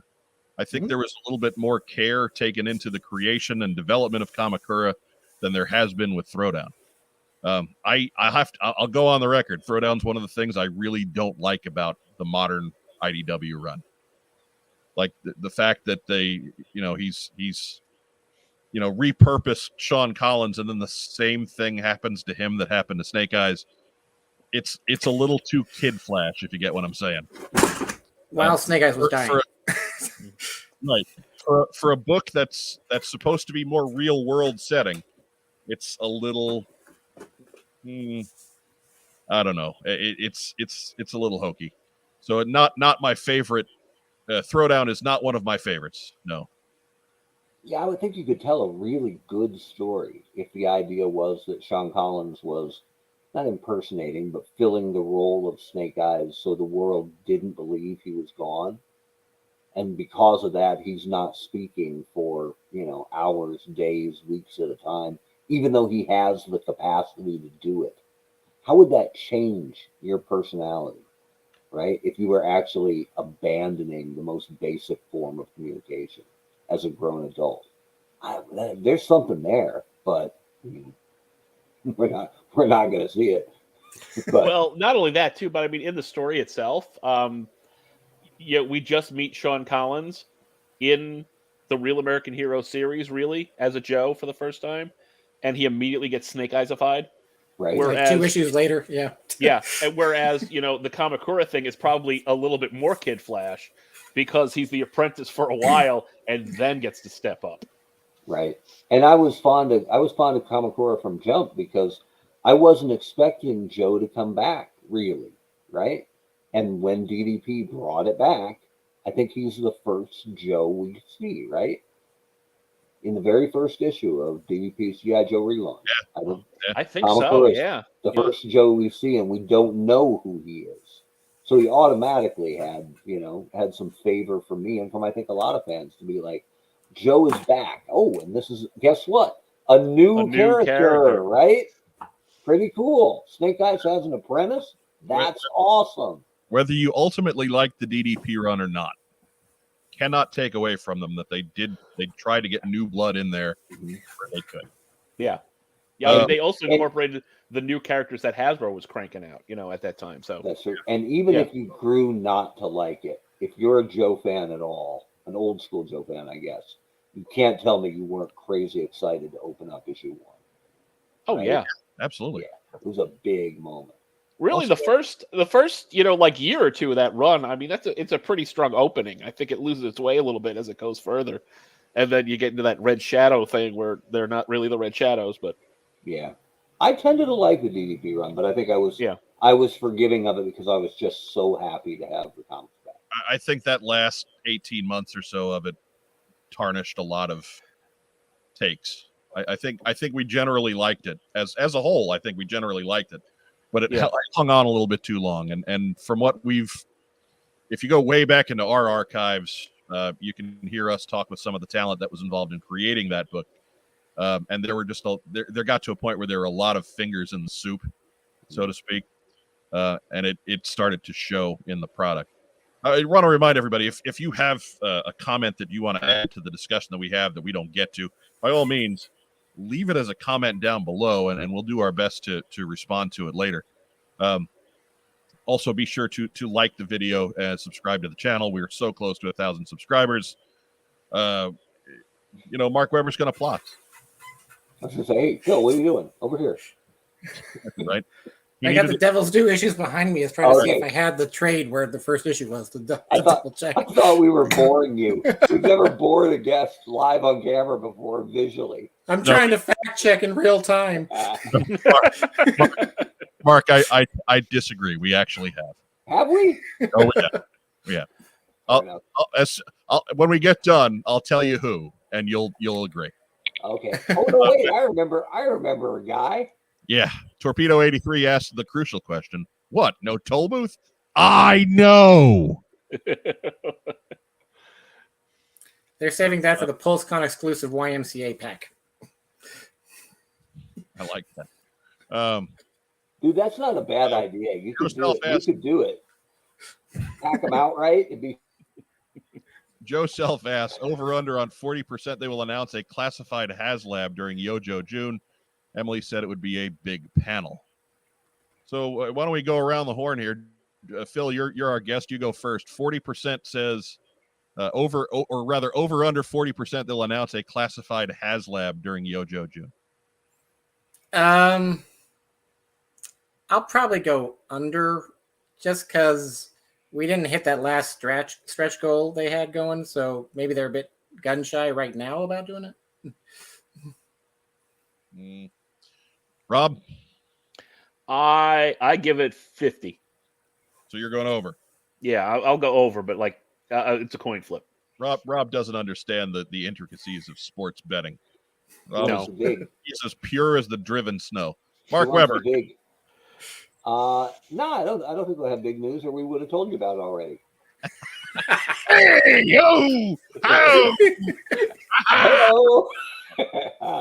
Anyways. Hey, but no, we do want to give them some credit because they gave us a lot of info and a lot of images, and they have soared past the material that we had leaked to us. Yep, yeah, absolutely. And I don't watch a lot of the other brand stuff that Hasbro does, but some people who watch everything have trumpeted the Joe panel as the best one they've done in ages. So they're doing a good job. And believe me, I know the pain of having a reveal that you're sitting on for a show or for whatever, and then it gets broken right before you have the chance to actually reveal what you've been working on for a year and a half. It sucks. It really sucks. So, because I had a Transformers panel at BotCon once where nothing had leaked. And I didn't have to pull anything out or say, as you guys heard about on Tuesday. And there's nothing better than revealing something new, actually to a live crowd. Revealing something you believe in that you think they're going to like, but you don't know for sure. So kudos to them for having good stuff to reveal and giving all the fans a good show last week. So over under 40% on classified HazLab. I'll go over. I bet we get something. All right. I'm actually going to go under, but not too far under. I think 1 out of 3. So 33% chance. But I think 40% is probably pretty close to the line. That's a good question. And maybe it won't be 1 of 3 running all at the same time. Right. Well, maybe they'll run it next to Cookie Monster just to give it an easy win. Maybe it is Cookie Monster. That's hard. I like that Cookie Monster. It was Cookie Monster that transforms into a Rolling Thunder. If they did Cookie Monster now, I'd have bought it. But at the time, I was just not able to. I was absolutely in on that one. Maybe it's an Optimus Prime Sesame Street crossover, and it'll look like Optimus wearing a Cookie Monster on his back. When you skinned him and is now wearing him for warmth, his hide. You're a robot. You're cool. That was cool. It'll be the new animal pack. It'll be Yeah, I didn't even know that some Joe and Cookie Monster. I didn't even know that Kamakura and Throwdown were both supposedly the same character. Yes, they are both Sean Collins. In different worlds, but Sean Collins. Same guy. Larry Hama claims that he did not know that Kamakura existed. I tend to believe him. He's always said that he doesn't follow along the Joe that he doesn't write because he doesn't want it to change who the characters are in his head. Mm-hmm.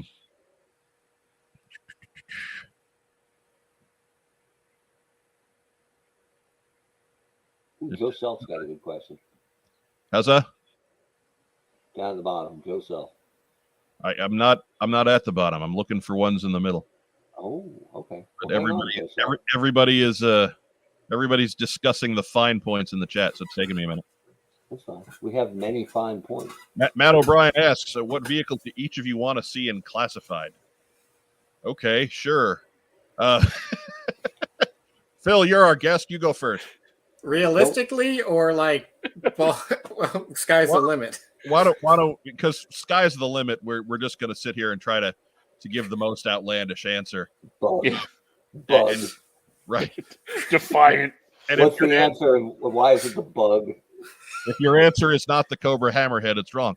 But no, let's go for something that is conceivably attainable in today's market standard. We all kind of have the same idea of what that entails. So let's stick with a starter vehicle here that's something that would stand without a particularly strong figure. I'll probably get mocked for this, and it gets a lot of flack, but I kind of think a Buzzboard would be fun. I like the Buzzboard. I hated it as a kid. Oh no, Rob, I take it back. Rob, you're up. I am going to say Skyhawk. Okay. Mark Weber. The Cobra Claw. Got to do the Claw. Wouldn't even cost much, right?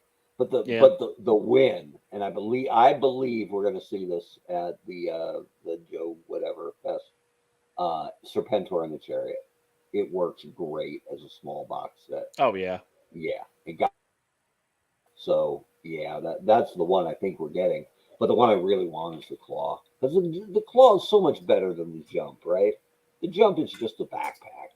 Yeah, no, and it's iconic and cool, but it never, even originally. The Jump is great, but it's no Claw. No, the Jump never felt like it was worth the price, right? Ever. I disagree, because it wasn't expensive. When I got it, it had a figure. Yeah, well, having Grand Slam certainly helped. But the Claw is awesome. But I'm not positive who you put with it, because I think of the Claw as Storm Shadow's thing. And I wouldn't waste, well, they're not going to do it. I wouldn't have wasted G1 Storm Shadow with a Claw. I think a little vehicle like that is just a perfect opportunity to give us a slight repaint on a Cobra Trooper or something and include him. Yeah. Viper Pilot. Ooh, that's a good idea. What a Viper Pilot. There you go. Because they're never going to do it. There you go. Make it up for the Buzzboard. Winner. With the silver logo on the chest, and way to dig yourself out of the hole. Full win. I just keep digging right through to the other side. Right. Just keep going. I'm with Mark on that one. Actually, I think it's the Claw's the one I'd like to see. I think the Chariot's going to be the one that comes in. Vagon's great question here. What's the figure you didn't like, but after learning their story, made them better? And I have Rob and I have had this discussion a number of times. I always tell him that I was so out on Road Pig, and then I saw Road Pig in the comics, and I was totally in on Road Pig. So Road Pig is my guy. As far as the answer to this question, yeah, absolutely. Love him. Can't get enough. Mark Weber. I mean, I don't have a good answer for this, but from the original year one, the one guy who's the straggler always is short fuse, right? And so, but once I read up on his file card and played it up a little bit, I actually made him kind of a jerk in my, Joe universe. In your head. Like, yeah, he was the guy who was prickly and nobody liked, and he had, like we were already making fun of Liam Neeson, but he did have a specific set of skills, right?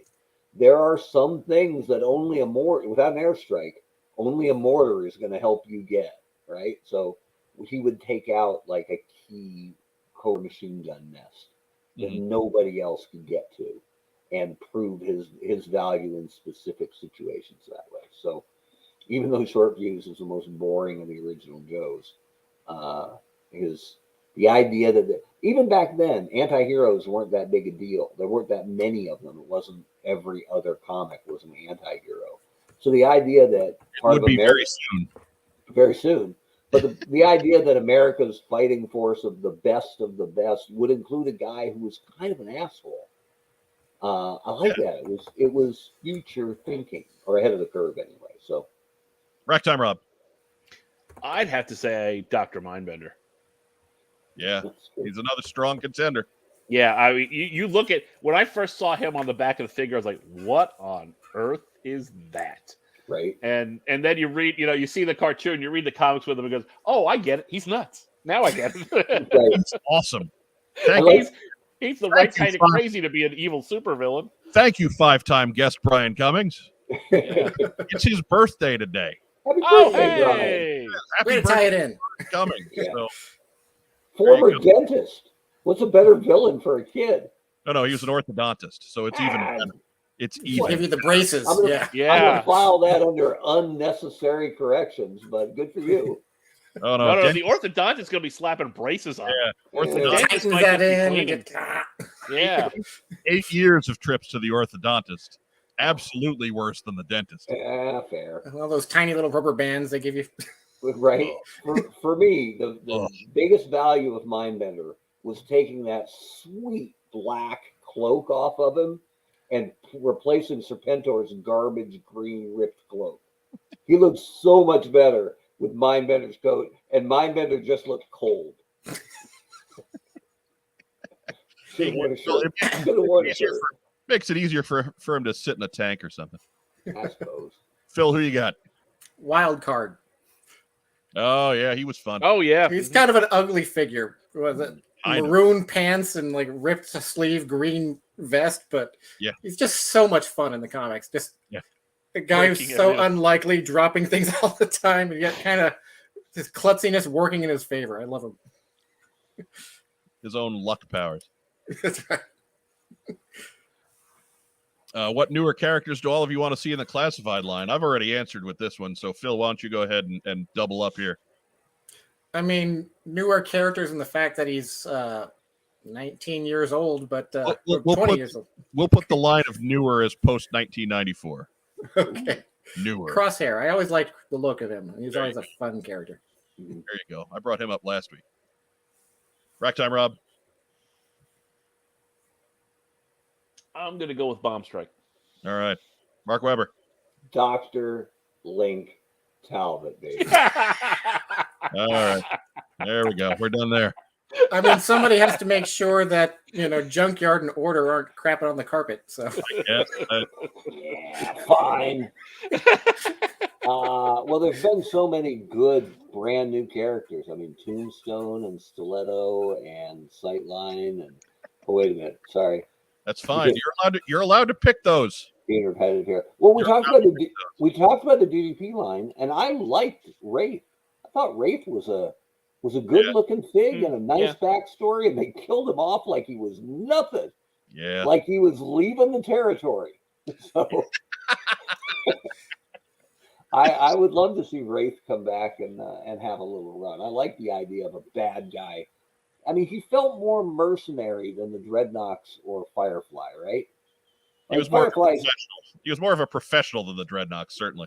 Yeah, Firefly has a Cobra logo on his uniform, right? So yeah, I don't know that you're a freelance guy if you're wearing the company logo, but okay. But it's yeah, all about the branding. Wraith felt like Maybe it was a freebie.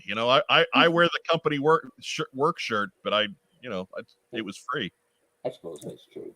But yeah, Wraith felt like a soldier of fortune, and not necessarily an inherently evil guy, but a guy absolutely without scruples. What's the job? I'll do it.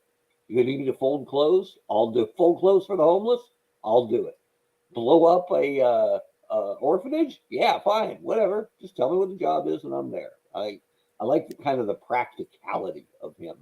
Made him a more realistic adversary, I thought. So I'm all in on Wraith. Action figure expert asks, what figure of Kamakura do you guys like better, Spy Troops or Valor versus Venom? I'm going to say whichever one has the yellow banana hood and no knees or elbows. That's the winner. There's no other explanation. There's no other possible answer. Anyways, really the answer is whichever one isn't that one. And I think we'll all agree on that one. Do you think the new owners of the G.I. Joe comic license will turn more or less other characters into Snake Eyes versions? Maybe. Yeah, I don't quite understand that. I'm gonna guess that it's a Throwdown Don Moreno kind of thing. How many new versions of Snake Eyes are we gonna get? I don't think that's gonna happen again. Yeah, particularly if the rumored person who has the license is, actually has the license. So I don't think that would happen. I think it's good when they don't give them to you right away. like Paul Allard didn't do a whole bunch of Snake Eyes, right? And We got one panel of Snake Eyes. yeah, Renegades when it first came out wasn't like Snake Eyes was front and center. Like he's pure win, written well, but you don't have to start with him, right?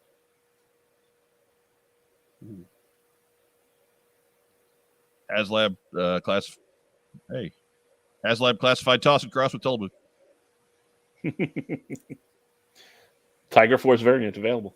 Yes. Yes. Python Patrol, Slaughter's Marauders stretch goal. Do you think that is why they've started revealing the digital renders to fight What's on Joe Mind's news breaks? We only did one. Yeah. But I don't think the two things are related. No. I think it has exactly what they say it is. They're shipping so screwed up. They don't know when they're getting these figures out. Right. And I do know they've tightened things up because the channels we've got information through before have cinched closed since that one news break. So something's different, but I don't think digital renders are because of it. You burned your source. Right. Hey, you know what? If you sit on it too long, then it doesn't matter. Let's see. Ooh, Shadow Tracker. That's a good idea. Great new fig. Oh, So yeah. you can still see the skull face. Yeah. Joe Self asks, is Lenny the only person that picks characters to be made in Classified, or is he part of a group? Mark Weber, you've been part of that process before. How did it work when you were there? When I did it, I would, as the marketer, I would sketch out the whole year's worth of lines, right? And a couple of years in advance and where we were going, what story we were trying to tell. Are we tied into something IDW is doing, or where are we going with the brand? And this was with only 4 or 5 items a year, new anyway. And what can we reuse that's got potential? It wasn't that hard, right? What's a figure people are clamoring for? It was hard to find. Like we didn't get to do Pursuit of Cobra Lifeline, which was a cool fig that was hard to get and really valuable in the secondary market just because of scarcity. So those are the kind of guys we wanted. We wanted to get Alpine back again because very few were able to get him from that pack. So I would sketch out the line, and here are my reasons why.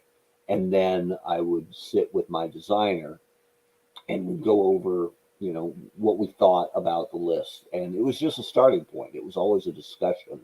And that's when you really have sync with design. That's partially how you build it, right? Because even the best designers, they don't want a list of characters. Do these guys, do 83 Snow Job, do, Battle Core Flint, they want to pick the groceries. And why shouldn't they? And so when you have good sync with marketing and design, you're both part of that discussion. And then once we were simpatico, then I would pitch it to Daryl. Or basically the same thing on Transformers, right? Just with a lot more item count.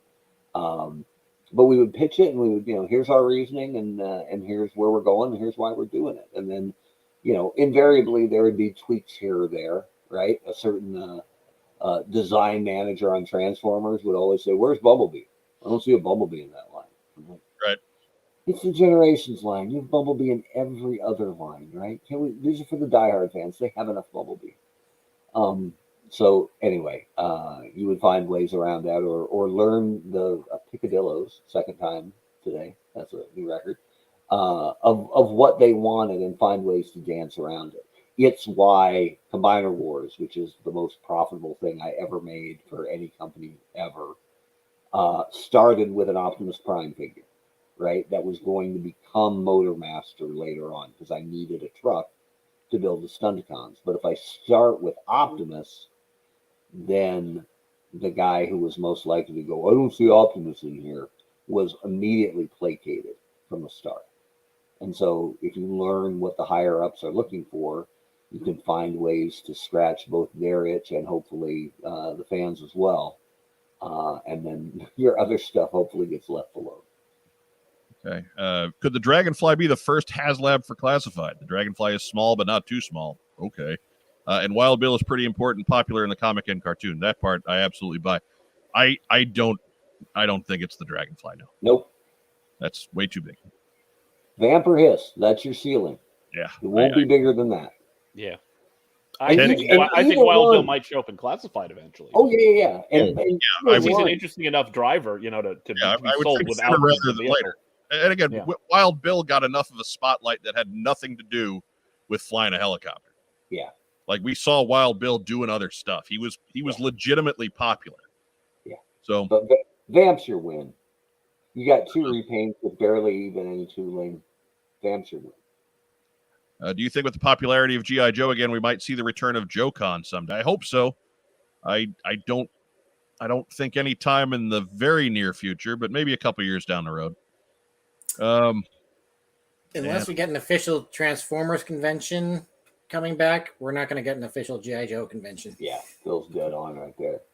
And you got to be careful when you're talking about the return of the popularity of Joe. It's selling to the diehards, but we don't know sales numbers. Right. And keep in mind, their waves are like 2 or 3 figures, where Marvel Legends waves are 6. Yeah. Thank you guys for taking my classified vehicle question, but we have to dream bigger. If Might believe we'll never get a Cobra Stinger or Joe Vamp. Well, I think Mark just answered that one. That's the ceiling. The Vamp is the win. You can make a Mark II Vamp and you can make a Stinger later on. Look at that's the scale you're looking at. And even this was $50 for really flimsy plastic. It looks so much better than it feels, I think. Yeah. It's so fragile. Right? I remember when they first showed it, the one they were using was already broken and glued. Yeah, it had parts flying off of it. All right, so let's remember we'll keep it. We'll wind up the questions there. Let's remember to keep this part moving, but let's get into what we got in. Phil, what we get in? Well, I got in this Dime Novel Legends figure who happens to look a bit like some sort of helicopter pilot we might know. He did fly helicopters in the Old West. I believe that was his job. That's right. He really kicks ass. He was that good. Ah! Steam powered. Right. It's a pedal copter with a Da Vinci screw on it. Steampunk Wild Bill. It was great. So, what else you got, Phil? That guy? Is that the Black Zarak Scorponok thing? Yeah. So careful. You're allowed to show He's a off. Titan class. I love that he came with a salad tong. He also came with a pair of shorts. I'd like to point out one of the most notable things he did was blow up Disneyland in the cartoon. So That'll show him. So All you had to buy him to make sure he would do that. Oh, And now he's broken. I was just about to say you caught him blind with the back of your elbow. It's one of the most impressive things I ever saw. I mean, I saw him in my own screen. maybe it's a tax deduction now because you had him on the show. Oh, That's yeah. right. Hey, all right. For work purposes. Now he's black and blue Zarak. Next time, Rob, It's better than gold plastic syndrome, Zarak. Nothing Joe related. But I did. I actually got an order from Walmart fulfilled. What? Is Yeah. it an empty box? Yes. Oh, okay. Comic accurate Doctor Strange. Very nice. And I Does he also always yell out by got the my Hoary comic Host of accurate Scarlet Witch, but she's over there. I haven't opened her yet. In her impressive West Coast Avengers packaging. If only the West Coast Avengers were impressive. Hey, I have all West Coast 102 issues, sir. And you should have been glad to have your own Avengers out there. They did the bit in West Coast Avengers. They did the bit where Vision was wiped clean, basically. Yeah. And they went back to Wonder Man and said, "Hey, we need your brain patterns again." He's like, "Can't do it, bro." And I'm like, Yeah. "What are you talking about? He's my husband." And he's like, "Yeah, Wanda, but I love you. I've always loved you." And I'm Yeah. like, "Oh, that's good." And then she dropped a cliff on him. Yeah. Well, turning into the Scarlet Bitch, obviously. Yeah. I love that bit. I thought that was so smart. Anyway, Mark Webber, what'd you get in? nothing. Nothing. Nothing. Nothing. That's right. You went on vacation. I kissed him out. And I got this. I got Yeah, this. He got some physical souvenirs. He's got freezer burn and no casts. Yeah, so he's happy. I burned my neck, but other than that, look, I came off a mountain at 48, having not skied in 20 years. And I came off unbroken in one piece. So I'm nothing but grateful. That's what I got in. Gratitude. Cashing in his chips. I get hurt doing nothing. I get hurt standing up, right? I survived a mountain, for God's sake. Bless. Named Killington. I got a couple things in last week, but we didn't have time to do the segment, so I'll just push them forward to this week. It's number 32. Yeah. Magic Johnson. Does he have a Magic Johnson? Again, if I'm buying it, it does. So Magic Johnson and Patrick Ewing at 33. Oh, nice. So big week right there. And then also on top of that, a team can't be far behind. No, completely breaking a theme. But I finally got the Dictator. Hey, and I already had Overlord. I already had a pretty good Overlord, but I never had his cheesy little vehicle, which is. I mean, truthfully, it's so bad it's good. Mm-hmm. But I can't figure out how to get the pieces of like his little fly sled thing. I can't figure out how to get it out of here. You just kind of yank it. As a kid who got into toy liquidators, it never quite worked right. So it's the guy who just dropped Black Zorak on his He's fine. Right? Sure. They have bigger drop tests at Hasbro. Right. I mean, I think I was more than comfortable letting Phil talk about yanking it on his own show, but sure. But that's what I got in last week. I got nothing in this week. He's a headmaster. Yeah, I got nothing in this week to throw out there. So that's all right because I felt kind of cruddy early part of the week. But if you gonna add anything to what we talked about tonight, by all means, add it to the comments down below. It'll be available to you very soon. We're gonna roll into shout outs. So Phil Donnelly, Biff McHonky Donk. As always, shout out to my partner in crime, Patrick Stewart, another half of Articulated Points. And he ran with the ball in this month's episode. So go ahead and head over there and watch him talk about some Star Wars droids. And subscribe. Yeah, do that too. Yes. Always. What else we got, Phil? That's going to be it for right now. Just Patrick. That way then. Ragtime Rob, who we shout out to? I'm going to have a shout out to our missing host, our co-hostess with the co-mostess, Joe Colton, who I'm sure by this point has probably performed her 8th water rescue of William at this point. Yeah. Well, we're what 6 days in on this vacation for her, so 8 is probably low. Yeah. 8 is probably low. Well, consider the boat probably has a pool, and he's probably got to save him from that too. Oh yeah. I figure he's gotten stuck in that water slide at least twice. And he's not a big guy. I'm not saying it's not a fat joke or nothing. I'm just saying that he's just found he somehow managed to find a way to get himself stuck in the water slide. Just turned sideways somehow and just stuck in the water slide. It's Mark Weber. We'll give talk about old school shout outs. We'll go back to the Lava Bear days. Lava Bear. My buddy Jimmy Underhill found some old photos of our senior year of soccer. And I posted a picture of me up in goal, and I was a victory cigar. I only got it if we were up like 6 goals. Because only 6, huh? Yeah, we had a disagreement, me and the coach. I like to play good defense, and he didn't think the defense was necessary. So I was a backup goalie senior year. But it's a picture of me in goal pointing, you there. And so I posted it up, and a kid who was like 2 years behind me at Bend High, Donnie Emerson, who's now the head coach of the rival high school, Mountain View Cougars. But he posted up. Because I was a couple years older than him, he always thought well of me as a player. And he posted up, and he was like, not to come at him. nobody, something like, nobody worth their salt is going to make a run at the Shark, which well before I was the honcho, the Letterman's jacket said Shark on it. So anybody who remembers me as a good soccer player and remembers my high school nickname, yeah, big points to Donnie Emerson, the head coach of the Mountain View Cougars. All right. So there you go, making me feel good.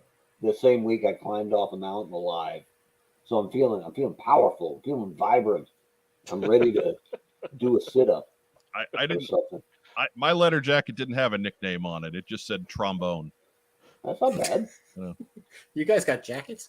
The funny thing is, lettered in band. Yes. Mike wasn't even in the band, and his nickname was Trombone. You figure it out. Hey. But my shout outs, of course, I'm going to reiterate our Joe Colton shout out to the co-hostess with the co-mostess. Let's hope she comes back in one piece and sane. Lord knows, over a week on a boat with tech enthusiasts would be too much for me. Give a shout out to you guys, to Rack Time Rob, to the honcho Mark Weber, to our special guest host, Phil Donnelly. Yes. I didn't clap for myself this time. Round of applause for Phil Donnelly. Part of the heart and soul of yojo.com when we all liked it. Yeah. Yes. I tried. All right. Don't misread that, anybody. The folks who are still there working on the site are doing their best. It's just, yes, they are. They're. I mean, the folks way up the ladder, they're not doing anything. No. There are staffers down at the positions that Phil used to have and Terry used to have that are trying to maintain and just, it's a thankless job at this point. I wasn't ripping them. I was ripping vertical dope. Right.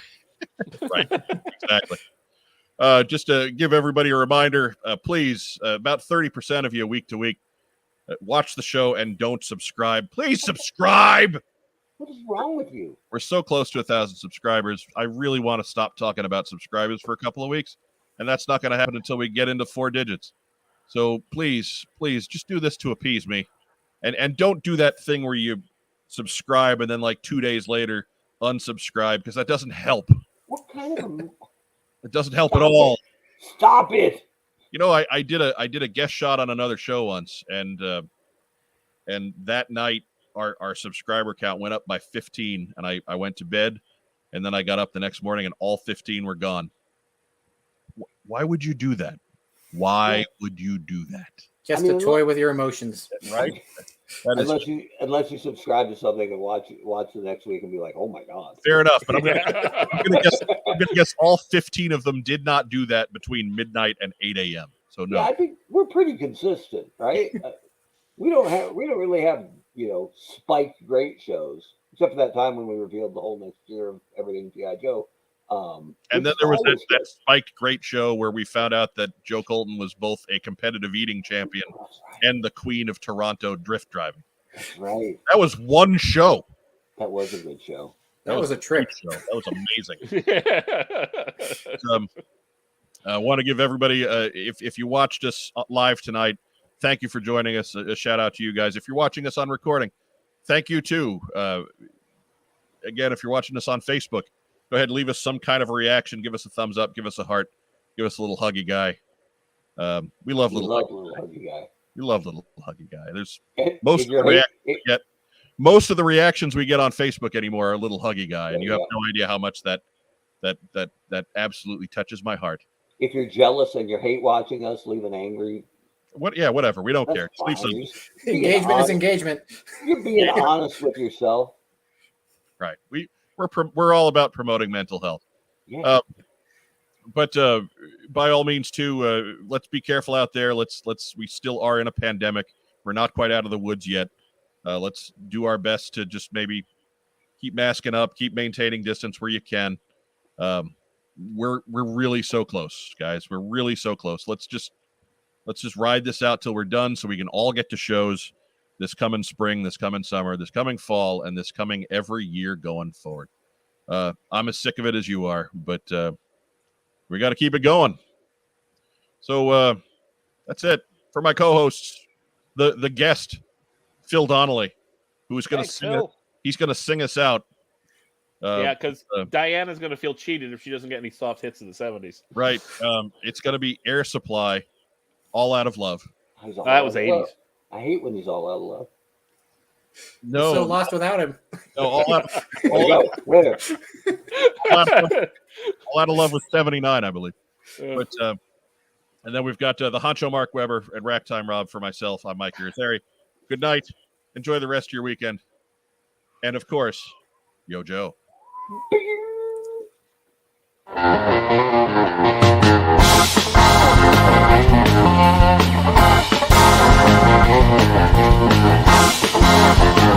you.